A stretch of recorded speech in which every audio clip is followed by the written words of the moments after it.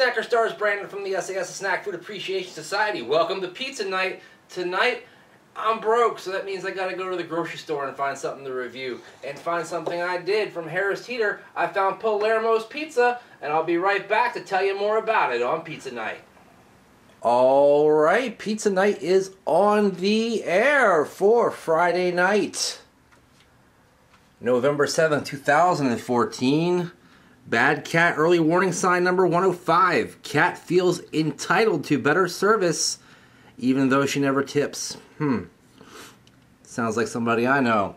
Anyway, this is broke-ass Pizza Night, which happens once in a while when you have to pay the rent.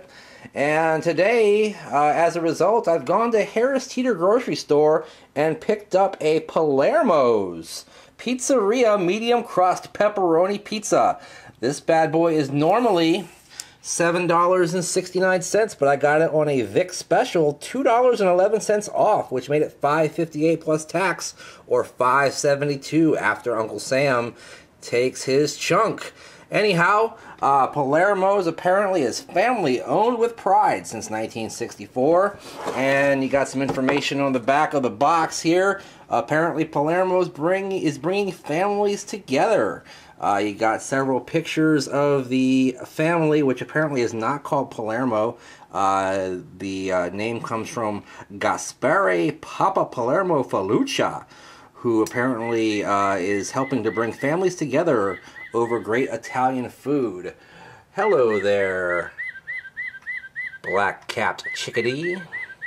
Anyhow, I'll read you more about this later, but let me go ahead and show you this product before it goes into the oven. There we go. Nice pepperoni pizza.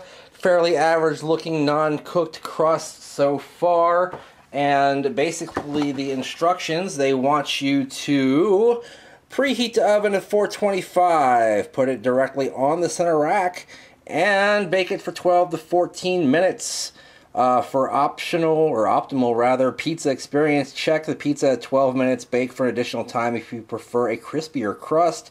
Ovens may vary, so please rely on crust appearance. As you know, if you've watched Pizza Night before, my oven ain't having none of that. So I've got it preheated to 400, and I'm going to check it after like 7 minutes and then go from there, because my oven just runs really, really hot. Alright guys, I'll be right back to show you what this thing looks like when it comes out of the oven and more on Pizza Night. Alright guys, I'm back. I got this pizza out of the oven and there it is. Now you'll notice there's some grease pooling up from under the pepperonis, and you might even notice that some of the cheese doesn't look quite melted. Well, like I said, my oven's kind of goofed up, guys.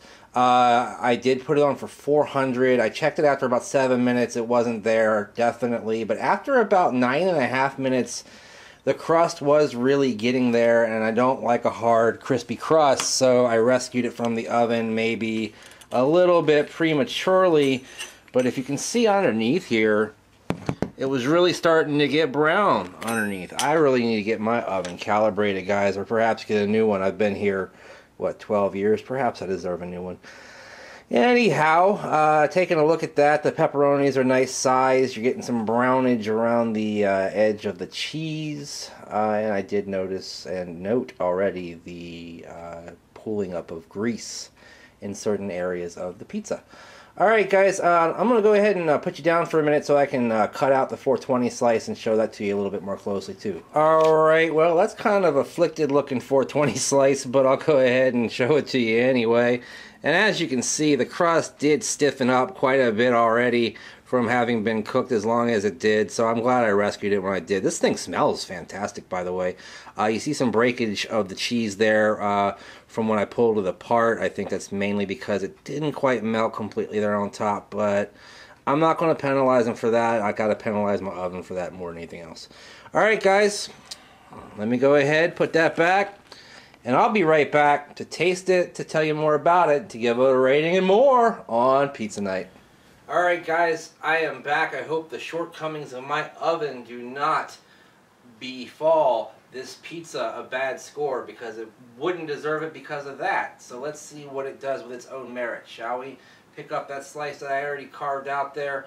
I like the fact that it's got a good amount of pepperoni on there. Quite a few per slice. Actually, the one that I sliced myself has the fewest amount of pepperonis, and I have to admit that I had to arrange them a little bit, you know, when I took it out of the box, because they had, you know, slid around and stuff like that in the box before I cooked it. So, you know, I wanted to get a somewhat proper placement on there. Well, it tastes good, and time is burning, so let me go ahead and taste it, all right?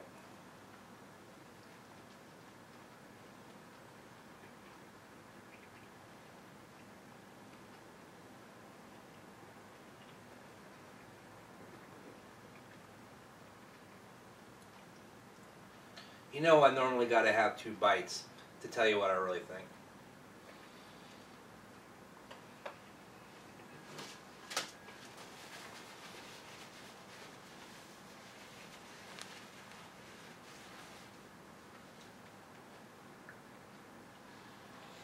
Okay,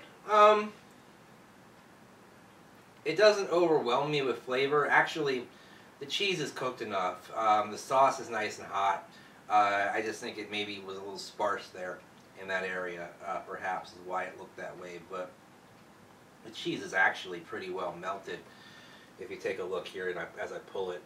So yeah, I think it actually did cook well enough. The pepperonis had a nice rigidity to them. Just not a ton of flavor. This is kind of a bland pizza, but not in a bad way. Kind of like in the way I used to like the old Domino's pizza before they changed the sauce, before they, you know, dusted all the garlic and stuff on there, because I liked it if I, you know, was not feeling well or something like that. It was kind of a bland pizza. I could kind of eat that and the grease would soak up whatever, you know, was making me not feel good. This, I think, could qualify like that as well. And I'm not saying it's bad tasting by any means. It just doesn't have much punch to it. Just very basic. The crust is kind of bready tasting. The cheese, let me taste the cheese on its own.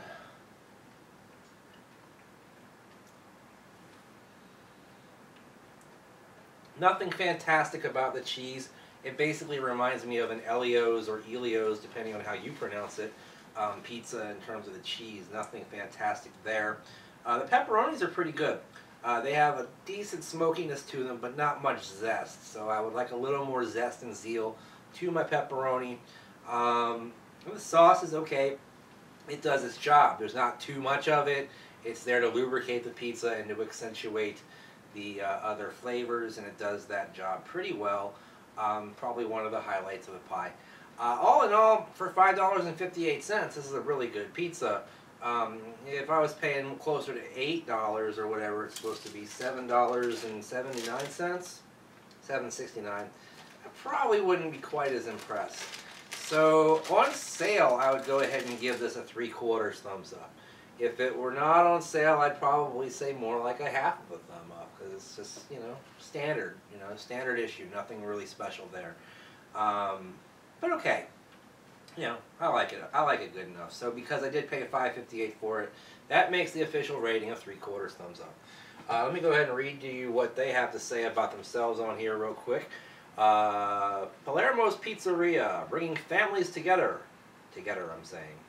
It was the passion of our founder, Gaspare Papa Palermo Feluccia, to help bring families together over great Italian food. Papa started our pizzeria in America with recipes he brought from Sicily, the same recipes that inspired our pizzeria pizza. We started with a pizzeria style crust that's crispy on the outside but soft in the middle. Hey, that's kind of true. Topped with handcrafted sauces, maybe. The perfect blend of seasoning and generous layers of premium cheeses, perhaps. Meats and vegetables for a taste your whole family will love. While a lot has changed in 50 years, our commitment to family and authentic Italian food has never wavered. Something will be sure you'll notice after just one bite. The Feluccia family. Giacomo, Angelo, Peter, Lori, and Nicholas. Learn more at www.palermopizzas.com. And anyway, didn't mean to hit Dusty with the pizza box, but you know, sometimes there's casualties in these wars. Alright, so pretty decent pizza. What you want to do is check out the sAs group by joining it on Facebook by clicking on the link down below. Also, follow me on Twitter at Brandon Reich SAS, hashtag Snack Society. Also, the same name, Brandon Reich SAS, will get you all the latest pictures and such from us on Instagram, straight flexing. And beyond that, subscribe, like, favorite, share. Tell all your friends about the SAS. And in the meantime, in between time, I'll see you next time, guys. Bye-bye.